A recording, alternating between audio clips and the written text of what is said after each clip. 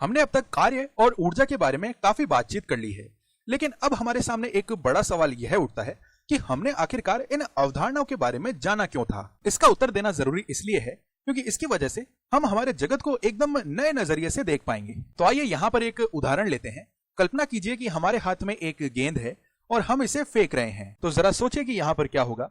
तो मैं आपको बता दूं कि जब यह गेंद हमारे हाथों से छूटेगी तो यह तेजी से गति करेगी। अब अगर मैं आपसे यह सवाल पूछता हूं कि जब यह गेंद हमारे हाथों से निकल रही है तब यह तेजी से गति क्यों करने लगती है, तो हमारा जवाब यह हो सकता है कि जब हम इस गेंद को फेंक रहे हैं तब हम इसे धकेल रहे हैं, यानी इस पर एक प्रकार का बल लगा रहे हैं। हमें पता है कि जब भी हम किसी वस्तु पर बल लगाते हैं तो वह वस्तु त्वरित हो जाती है, यानी कि एक्सेलरेट करने लगती है और उसकी वजह से वह तेजी से गति करने लगती है।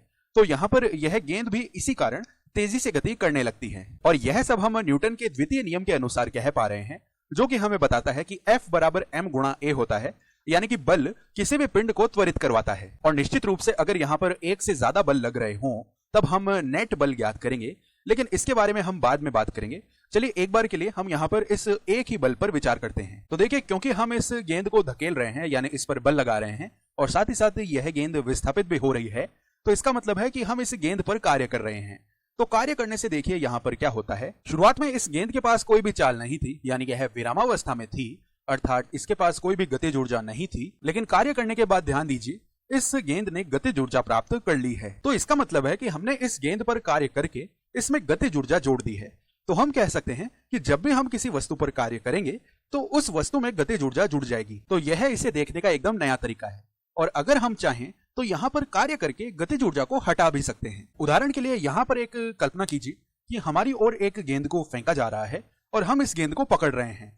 तो जब हम इस गेंद को पकड़ेंगे तो हमारा हाथ कुछ इस प्रकार से पीछे की ओर जाएगा। तो इसके बारे में सोचिए, जब हम हमारे हाथ से इस गेंद को पकड़ने की कोशिश करेंगे तो हमारा हाथ इस गेंद को धकेलेगा, लेकिन अब यह इस गेंद को विपरीत दिशा में धकेल रहा है और इसकी वजह से यह गेंद धीमी होती जाएगी। और अगर हम यहाँ पर कार्य के बारे में सोचें तो हम इस गेंद को विस्थापन की विपरीत दिशा में धकेल रहे हैं। तो इसका मतलब है कि इस पर किया गया कार्य ऋणात्मक होगा। तो अब देखिए, जब यहाँ पर ऋणात्मक कार्य हो रहा है तो इस स्थिति में गतिज ऊर्जा का क्या होगा। तो देखिए, गतिज ऊर्जा यहाँ पर कम होती जा रही है। इसका मतलब है कि जब हम कह रहे हैं कि ऋणात्मक कार्य होता है, इसका मतलब है कि पिंड में से गतिज ऊर्जा हट रही है। अर्थात हम लिख भी सकते हैं, ऋणात्मक कार्य का मतलब है पिंड में से गतिज ऊर्जा कम होना। और आपको बता दूं कि सामान्य व सरल भाषा में इसे ही हम कार्य ऊर्जा प्रमेय कहते हैं। मूल रूप से इसका मतलब है कि जब भी हम कार्य कर रहे होते हैं तो हम पिंड में गतिज ऊर्जा जोड़ रहे होते हैं या गतिज ऊर्जा हटा रहे होते हैं, और अगर हम पिंड पर कार्य नहीं करते हैं तो उसकी गतिज ऊर्जा में कोई भी परिवर्तन नहीं होता है। अब निश्चित रूप से इसके गणितीय रूप की व्युत्पत्ति हम थोड़ी देर में करेंगे, लेकिन उससे पहले आइए यहाँ पर हम कुछ उदाहरण देख लेते हैं। तो मान लीजिए कि हमारे पास यह गेंद है और हम इसे नीचे गिरा रहे हैं। तो जैसे जैसे यह नीचे गिरेगी यह तेजी से गति करने लगेगी। तो चलिए अब कार्य की बात करते हैं। तो इस स्थिति में गुरुत्वाकर्षण इस गेंद को नीचे की ओर धकेल रहा है और यह गेंद नीचे की ओर ही गति कर रही है, यानी समान दिशा में ही यह गति भी करती है। तो इसका मतलब है कि गुरुत्वाकर्षण इस गेंद पर धनात्मक कार्य कर रहा है, और क्योंकि गुरुत्वाकर्षण यहाँ पर धनात्मक कार्य करता है तो इसका मतलब है कि यह इस गेंद में गतिज ऊर्जा जोड़ देता है और इसी की वजह से यह गेंद तेजी से गति करने लगती है। अब इसी प्रकार अगर हम इस गेंद को लेते हैं और इसे अब ऊपर की ओर फेंकते हैं तो हम यह देख पाएंगे कि ऊपर जाते समय यह गेंद लगातार धीमी होती जाएगी। तो जरा सोचिए कि इस स्थिति में क्या हो रहा है। तो गुरुत्वाकर्षण तो इस गेंद को नीचे की ओर ही धकेल रहा है। हमें हमेशा याद रखना चाहिए कि गुरुत्वाकर्षण तो हमेशा नीचे की ओर ही बल लगाता है, लेकिन इस स्थिति में यह गेंद विपरीत दिशा में जा रही है।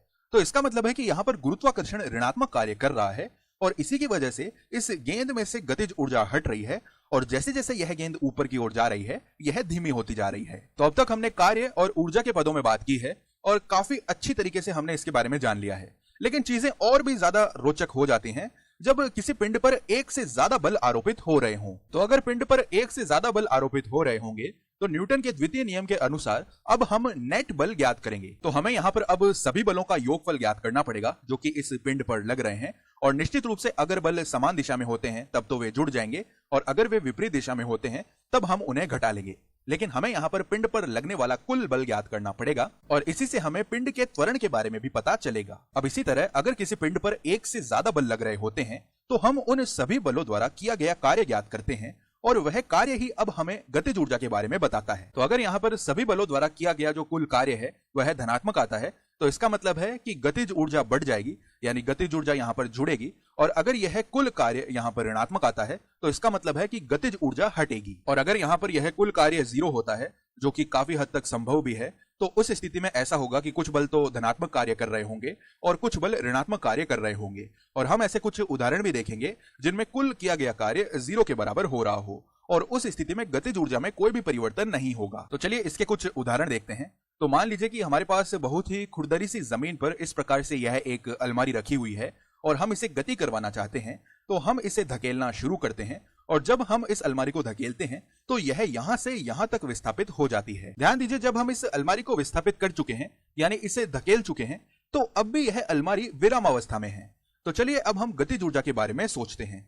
तो प्रारंभ में यहां पर गतिज ऊर्जा 0 थी, यानी कि यह विरामावस्था में थी, और धकेलने के बाद भी यहां पर गतिज ऊर्जा 0 ही है।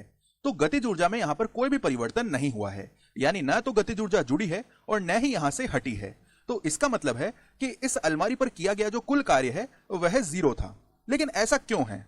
देखिए, स्पष्ट रूप से हमने इसे धकेला है, यानी इस पर कार्य किया है, तो आखिरकार यह किया गया कार्य 0 कैसे आ रहा है? ऐसा होने का कारण है कि इस अलमारी पर एक से ज्यादा बल आरोपित हो रहे हैं। देखिए, अवश्य रूप से हम इस अलमारी को धकेल रहे हैं, यानी इस पर धनात्मक कार्य कर रहे हैं, लेकिन क्योंकि अब यहां पर यह जमीन खुरदरी है, यानी कि रफ है, तो जो घर्षण है यानी कि फ्रिक्शन है वह इस अलमारी को विपरीत दिशा में धकेल रहा है, यानी कि इस पर ऋणात्मक कार्य कर रहा है।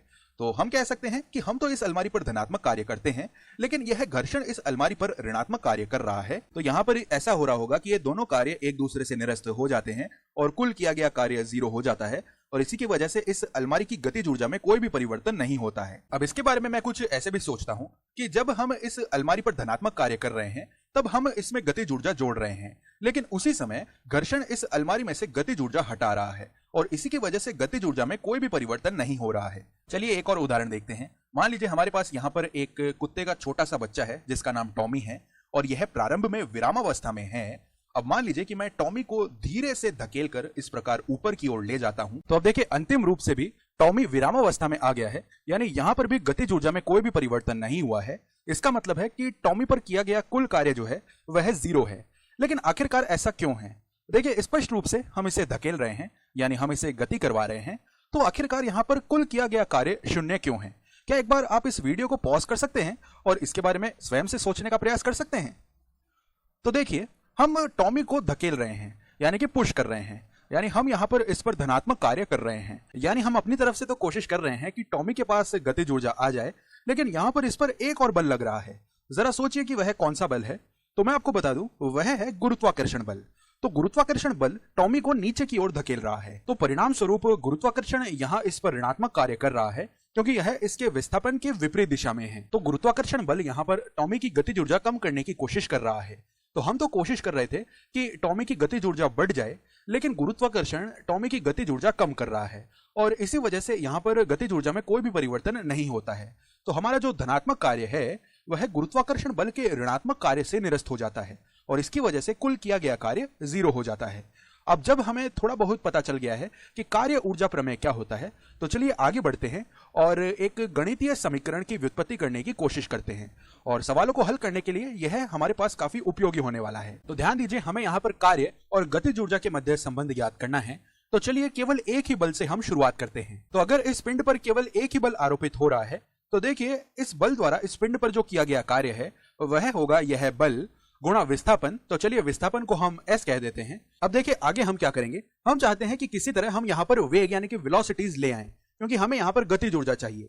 तो हम क्या कर सकते हैं, यहाँ पर F बराबर m गुणा a प्रतिस्थापित कर सकते हैं, क्योंकि इससे हमें त्वरण मिल जाएगा और त्वरण से फिर हम वेग भी ज्ञात कर लेंगे। तो अगर हम यहाँ पर F बराबर m गुणा a प्रतिस्थापित करते हैं तो हमें देखिए m गुणा a गुणा s यह यहाँ पर मिल जाएगा, लेकिन हमें यहाँ पर त्वरण नहीं चाहिए और हमें यह विस्थापन भी नहीं चाहिए। हम चाहते हैं कि यहाँ पर वेग आ जाए। तो क्या अब आप यहाँ पर त्वरण, विस्थापन, प्रारंभिक वेग और अंतिम वेग के मध्य कोई संबंध जानते हैं? मैं चाहूंगा कि आप एक बार इस वीडियो को पॉज करें और गति के समीकरणों को याद करें और यहाँ पर एक ऐसा समीकरण लिखने की कोशिश कीजिए। तो देखिए हमें पता है कि यह समीकरण होता है v स्क्वायर बराबर u स्क्वायर प्लस 2 गुणा as। यह समीकरण एकदम सटीक है, क्योंकि इस समीकरण के उपयोग से हम a गुणा s को v व u के साथ संबंधित कर पाएंगे। तो हम चाहते हैं कि यहाँ से a गुणा s को हम हटा लें। तो चलिए इसे हम एक पक्ष में लेकर आ जाते हैं और बाकी सभी चीजों को हम दूसरे पक्ष में ले जाते हैं। तो इसे अगर हम पुनर्व्यवस्थित कर लेते हैं तो हमें मिलेगा v square minus u square, इसके भाग में आ जाएगा 2 और यह बराबर होगा a गुणा s। तो चलिए अब यह मान हम a गुणा s के स्थान पर यहां प्रतिस्थापित कर लेते हैं। तो देखिए हमें मिलेगा m गुणा a गुणा s की जगह हम लिख सकते हैं v square minus u square बटा 2। तो अब देखिए अगर हम इस कोष्टक को खोल लेते हैं तो देखिए यहां पर बाएं पक्ष में हमारे पास किया गया कार्य है और यह बराबर होगा, पहले यहां पर आएगा mv स्क्वायर बट्टा 2 और अगर हम ध्यान देंगे तो mv स्क्वायर बट्टा 2 का मतलब है अंतिम गतिज ऊर्जा यानी कि फाइनल काइनेटिक एनर्जी। तो यहां पर हम लिख लेंगे यह अंतिम गतिज ऊर्जा माइनस, अब देखिए mu स्क्वायर बट्टा 2 का मतलब होगा प्रारंभिक गतिज ऊर्जा, तो यह हम लिख लेंगे प्रारंभिक गतिज ऊर्जा। और यही कार्य ऊर्जा प्रमेय का गणितीय रूप होता है। यह हमें वही बात बता रहा है जो हम पहले ही कर चुके हैं। अब अगर हम धनात्मक कार्य करेंगे तो इस स्थिति में क्या होगा, यह अंतिम गतिज ऊर्जा प्रारंभिक गतिज ऊर्जा से ज्यादा आएगी। तो इसका मतलब यह होगा कि हम यहाँ पर गतिज ऊर्जा बढ़ा रहे होंगे, और अगर हम ऋणात्मक कार्य करते हैं तो उस स्थिति में हम गतिज ऊर्जा हटा रहे होंगे। यह समीकरण हमें यह भी बता रहा है कि उदाहरण के लिए अगर हम 100 जूल का कार्य कर रहे हैं तो इसका मतलब है कि हमारी गतिज ऊर्जा 100 जूल से बढ़ रही होगी, यानी हम यहाँ पर 100 जूल गतिज ऊर्जा जोड़ रहे होंगे। और इसी प्रकार अगर हम 100 जूल का ऋणात्मक कार्य कर रहे होंगे तो इसका मतलब है कि हम 100 जूल गतिज ऊर्जा हटा रहे होंगे। तो जिस प्रकार का जितनी मात्रा में भी कार्य हम वस्तु पर करते हैं उसमें उतनी ही गतिज ऊर्जा जुड़ जाती है या उसमें से उतनी ही गतिज ऊर्जा हट जाती है। लेकिन अब क्या होगा, अगर वस्तु पर एक से अधिक बल आरोपित किए जा रहे हों तो उस स्थिति में हमें सभी बलों द्वारा किए गए कार्य की गणना करनी पड़ेगी। तो उस स्थिति में यह किया गया कुल कार्य कहलाएगा, या इसे हम नेट कार्य भी कह सकते हैं। तो किसी वस्तु पर किया गया कुल कार्य ही यह निश्चय करेगा कि उस वस्तु में कितनी गतिज ऊर्जा जुड़ रही है या कितनी गतिज ऊर्जा हट रही है। तो अब देखिए सारांश रूप में बात कर लेते हैं, हमने इस वीडियो में क्या क्या देखा।